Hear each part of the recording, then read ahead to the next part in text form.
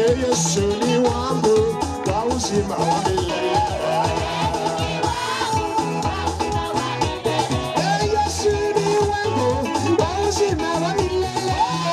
Yesu ni wangu wa uzima wa milele.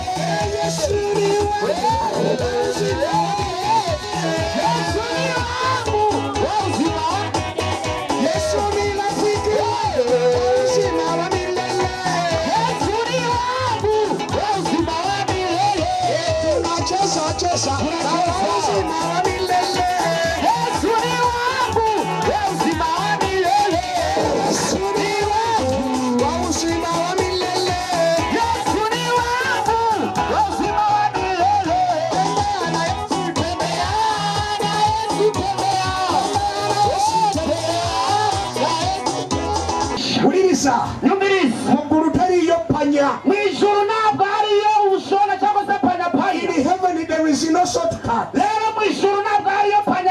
Ogamanja kuyita wano ogamanja kuyita eno ekuru teriyo ekkuba erigenda mu ggulu baliyita kulokoka okuyita mukama waffe Yesu. Oba bapulezidenti oba bapapa bwetugenda eyo fenna twekanankana muggulu teriyo papa muggulu teriyo mwalimu muggulu teriyo basumba muggulu baagala kulokoka era basumba kamabulire bw'oba oli musumba ng'olina abakazi ababiri ogenda mugeyeera yadde oli mbalokole oba oli pasita mwe bapasita tebasambapasita mubeere balokole muloketwala abantu bano nze nawasa omukazi omu era ndifa naye kati mpuliriza mubagala batukuvu mbinguni wanataka watu watakatifu. Kama unataka kwenda mbinguni, you have to be a mutakatifu. Hallelujah. Kadi mumpulirize mwabenza abali wano. Manyi bino ebibiina bijja ne bibawa kondomu. Murazi bino aliwo ebibiina bimwe ebisabika baereza bakapoti cyangwa se kondomu. Ebyo ebibiina tebitwala abantu mu ggulu. Oba bibawa kondomu. Babahereza kondomu cyangwa se Yesu awasobola okubakuuma. Yesu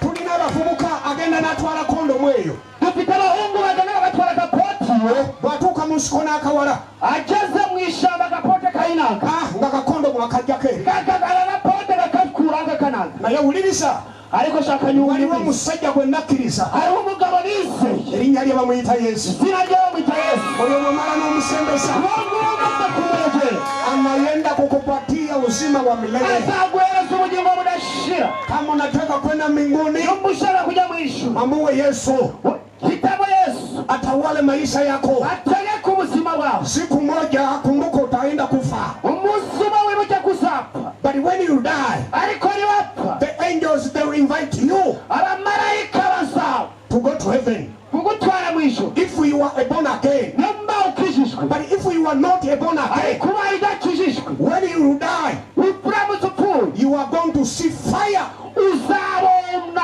umuriro milele na milele ibihe bidashira forever and ever ibihe bidashira fire umuriro people they are going to cry abantu bagiye kusarira simanya abakongo babakaba batya sinzi bujya abakongo mani barira abakongo mukaba mutya abakongo mani murira gutu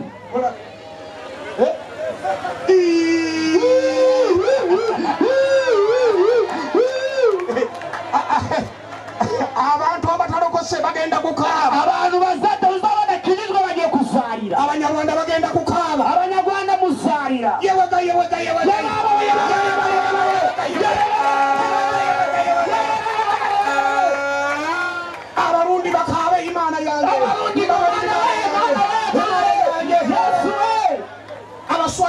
Mungu wetu. Abaswahili mana yanchi, Mungu wetu, mana yanchi, Mungu wetu, mana yanchi, Mungu wetu, Yesu wetu, mana yanchi, mana yanchi. Abaganda bakabe, Abaganda nabo barire. wowe Ayo nyabo manyo wowe yawe nyabo yamugo abanankole bagero runaka abanyankole basorera mu nyankole. kati ulirisha Yarashaka kunyomerisa abarokole twebwe abakijijwe twenda kuba tucakara tuzoba turimo turadigita turadigita turadigita turadigita. haleluya Haleluya. kubanga twabuliranga enjiri nga mutuvuma Mwera twavuga ubutumwa mukadutuka, twabuliranga enjiri mutugereka twavuga ubutumwa mukadusuzugura. bayibuli egamba Bibiliya itubwira yuko alimweganira mu maaso g'abantu uzincisha bugufi imbere y'abana bawe, nange ngenda mweganira mu maaso ga Katonda. nanjye nzomwiyanira imbere y'abana b'abantu. kati olwaleero lokoka Ariko uyu munsi ukizwa osobola okuba olina kaboyi ushobora kuba ufise agahungu. mwe abawala abali wano Abakobwa mwebwe muri hano kakuyita amanya kaguhamagara amazina, switi pipi yanjye, nawe ng'oyita bahe nawe gowe, kati nkubuuza gw'oli switi gwe nawe nshaka kubaza wowe uri pipi wewe?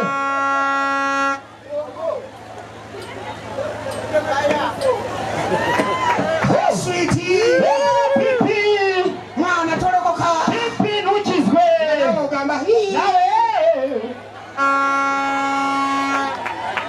naye kambawo okukwagala ariko amaze kugukura ng'alabayo omukazi omulala abetareba uyundi, naye waliwo yesu ariko atayiwa hariho Yesu atafugira uyundi. oyo ye mwami waffe Mwana wacu oyo n'omusembesa wonge umaze kumwakira agenda kuwa obulamu obutaggwaawo araguhereza ubuzima budashira. lokoka lwa leero Kiswa uyu munsi kati mutulaba tuli bangi wano muratubona hano turi benshi, naye ffenna tujja kufa ariko twese tuzapfa tuddeyo ewa Katonda kandi dusubire ku Mana. naye bw'ofanga tolokose Ariko uramutse upfuye udakijijwe geyeena muri rutazima, kkiriza yesu olwaleero usera Yesu uyu munsi, njagala basabirako ushaka kubasengeraho. yesu yagamba Yesu yaravuze ati nkomawo ngaro ndagaruka. bw'abanga akomawo Abaye agaruka agenda kutwala abalokole azatwara abakijijwe. bayibuli egamba Biratubwira siina biseera nandibadde mbagamba ntabwo nabyefite nakabaye babwira. bayibuli egamba Biratubwira abafu abapfuye, abafiira mu mukama baffe abapfuye muri Yesu Kristo be bagenda okusooka nibo okuzuukira bazabanza kuzuka. naawe wootudde wasobola okuba baziikawo abantu nawe aho wicaye ushobora kuba barazitseho abantu utabizi, yesu agenda kulabika mu bbanga ariko Yesu azogaragara mu kirere. abafiira mu mukama waffe Abapfuye muri Yesu be bagenda okusooka okuzukira nibo bazabanza kuzuka ngo he naffe abalamu natwe bazima, yesu agenda tusitula natwe Yesu azaduhagurutsa nga bw'olaba mizayiro za isirayiri okureba iyo mapombe ya Isirayeli, atusitule natwe aduterure atusitule adutware abantu bagenda kukaaba nga abantu tubalese benshi bazarira abaramutse abasize. nze obaani agenda okutwala emmotoka yange Njyewe mbari ndazatwara imodoka yanjye muri icyo gihe, obaani anaatwala ebyuma bino nyumba ndazatwara bino byuma muri icyo gihe. abadisiko bajja kujja babibbe batwale Abadisiko bazaza babyiye babitware, oba batwale nyumba babitware, ffe tuli batugenze ne yesu kuko twe tuzaba tumaze kugenda na Yesu.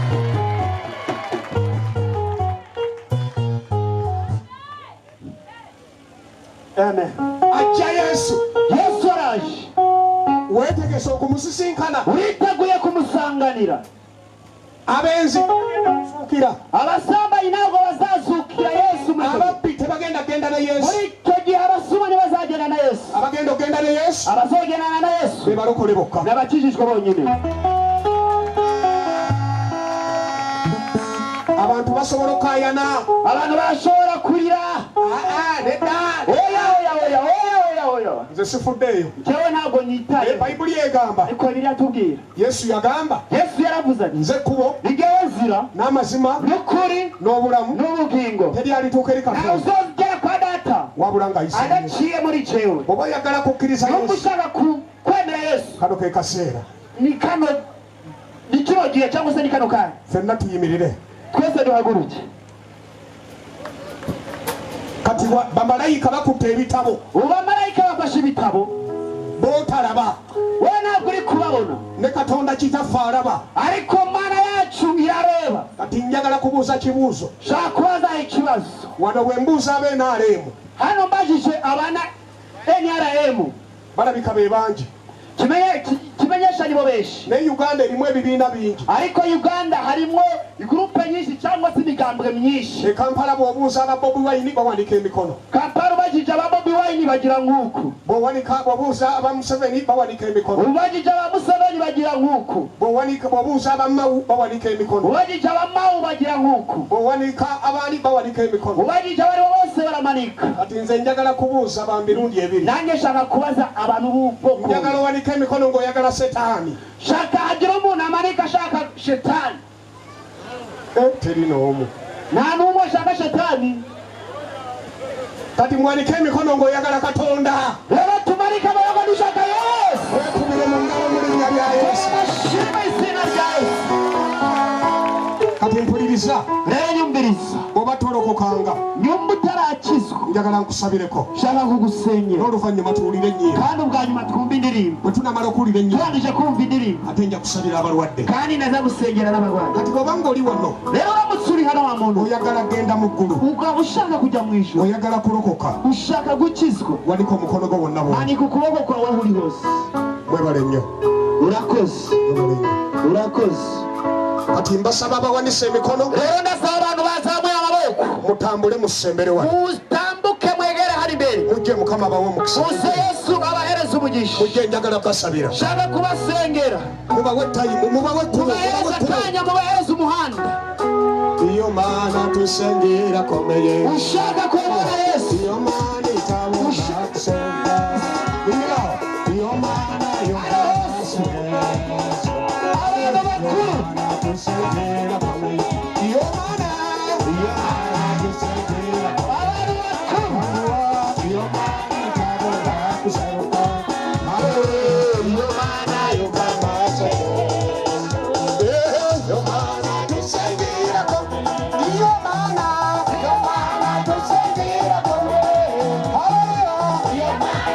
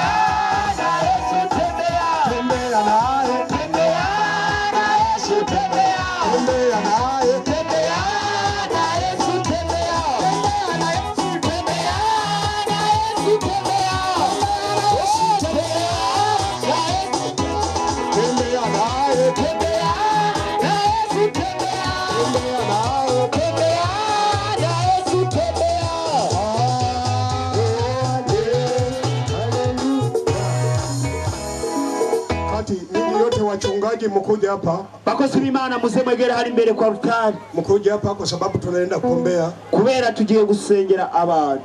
Hii ni kazi ilituleta hapa. Akoni kano niko kazi katuzanya. Nyinyi waimbaji musimame nyuma. Abaririmbyi mwegere nyuma ariko mutagenda. Wacha wanyugaji wakuja hapa. Abaririmbyi mutagenda ahubwo mwegere nyuma gato. Wachungaji mkuja hapa. Bakozi b'Imana muzi. Mnaenda kuinua mikono yenu kwa tugiye kuzamura ibiganza byacu kuri sababu watu wameokoka. Kubera abantu bahisemo gukizwa. Tunataka tuwaombee. Turashaka tubasengere katika jina la Yesu. Mu izina rya Yesu. Sasa ogenda kukulembera bana abantu bakulembere. Rero ugiye nange jabasabira n'abasumba banonga bawandise emikono. Rero ugiye kuyobora bano bantu n'abakozi b'Imana bazamuye ibiganza. Akati gwe tumala rero turangije nabadde njagala abantu babatize nete mwakoze entegeka sima. Nashaka yuko bano bantu muhiga amazi mukababatiza ariko sinzi ko mwabiteguye. Mbulira abantu enjiri mbatwala ne mbabatiza. Kubera iyo mvuze ijambo ry'Imana abantu ndabatwara nkababatiza mu mazi menshi. Mwe kibanga kizibu munakikola mmwe. Kibaye ari kibazo mwebwe muzakikorera ku ruhande rwa. Twebaza Katonda bannange. Ariko turashima Imana abantu Mukama bawo mukisa. Imana ibahereze umugisha. Kati omukono gumu ugukwate mu kifuba. Ukuboko kumwe kumoso gufata mu gituza. Okulala okuwanike mu bbanga. Ukurye kuzamure mu kirere. Ozibiriza amaso go. Abandi nabo musinzire. Muhumirize dusenge. Muzibirize dusabe. Mwami Yesu utanga bugingo. Tafari muguru. Okay, mugaruke mu byo tugiye kuvuga. Bwe mutamubiye tugenze kudabukogera. Mana yanje Tafe ndaje kuri wewe zize kugwe. Nzanye ibyaha byanje Dese bibi byange. Ibyo nzi Yemanyi nibyo ntazi. Yebyesimanyi kugira ngo bimarire kubasonga ntinosanywe. Futa mu gitabo cy'urubanza. Zijya mu kitabo cy'emisango. Unyandike mu gitabo cy'ubugingo. Ubandike mu kitabo cy'obulamu. Nemeye kugukurikira. Zikirizo kukugoberera. No kugukorera. Kugeza igihe uzogarukira. Okutusona kurori komerera. Icyo ndavyisabiye. Yezegeogerete. Atanga hato. Eteri force. Amen. Amen. Musigaze emikono mbasabire.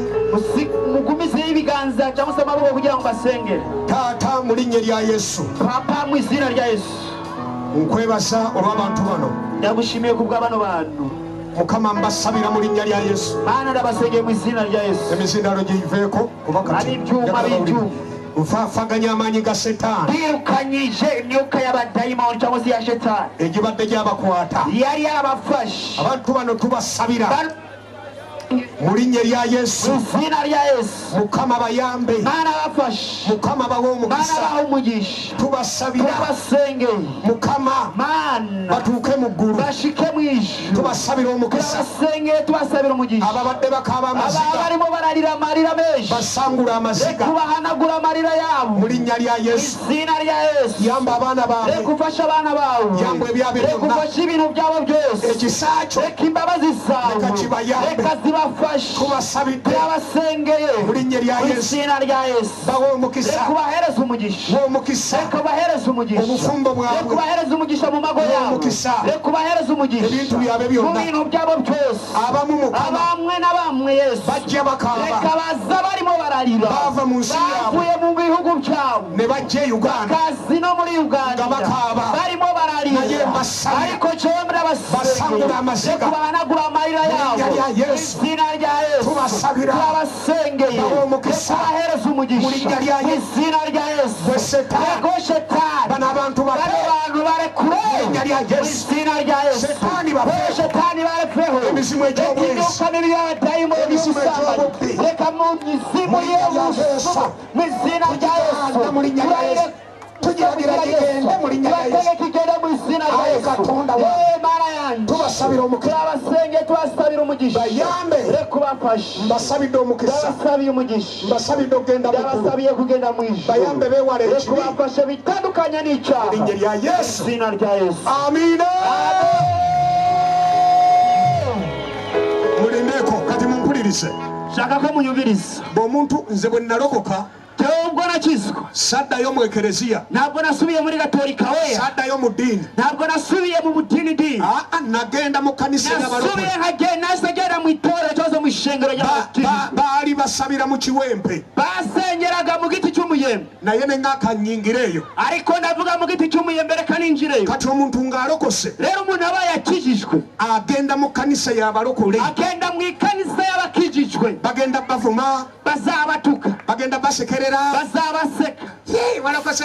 Urakijijwe. Na yabo tebakutwara. Ariko abo bantu ntabwo bazagutwara mu ijuru. Aba babatunulira. Abo bose ureba. Bagenda basekerera. Bazabasekerera. Na yatwara abantu mu ggulu. Ariko utwara abantu mu ijuru. Gwe mukkiriza. Abari wo mwise. Saba munyweze Yesu. Shaka cyangwa musaba ko mufata Imana neza mukagumbira Imana. Bwe tuba tetulabaganye ku nsi. Tubaye tutabonanye ku nsi. Bwe tunatuuka mu ggulu. Tugeze mu ijuru. Yesu n'atukkiriza. Imana ikatwemera. Okwata mu ngalo. Kumfatana mu biganza. Yakukwata mu ngalo. Zagufata mu kiganza. Nga tutuuse mu ggulu. Tugeze mu ijuru. Kati wuliriza. Rero shaka kunyumiriza. Jangu osabe. Wowe gwira usenge. Jangu okuŋŋaana. Gwino nawe uteranye. Makanisa weegali mangi amakanisa ariho ni menshi y'abakijijwe. Jangu obagaye narokose. Gwino babwire ko wakijijwe. Mukama agenda kuwa omukisa. Imana iragukiza. Nze bwe nalokoka baaba yangoba. Yego nakizwaga abantu baranyirukana. Baba yangoba. Yesu ni wangu wa uzima wa milele. Yesu ni wangu wa uzima wa milele. Yesu ni wangu wa uzima wa milele. Yesu ni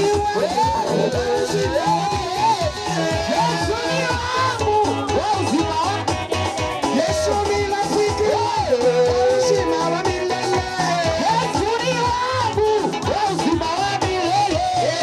Cheza, cheza,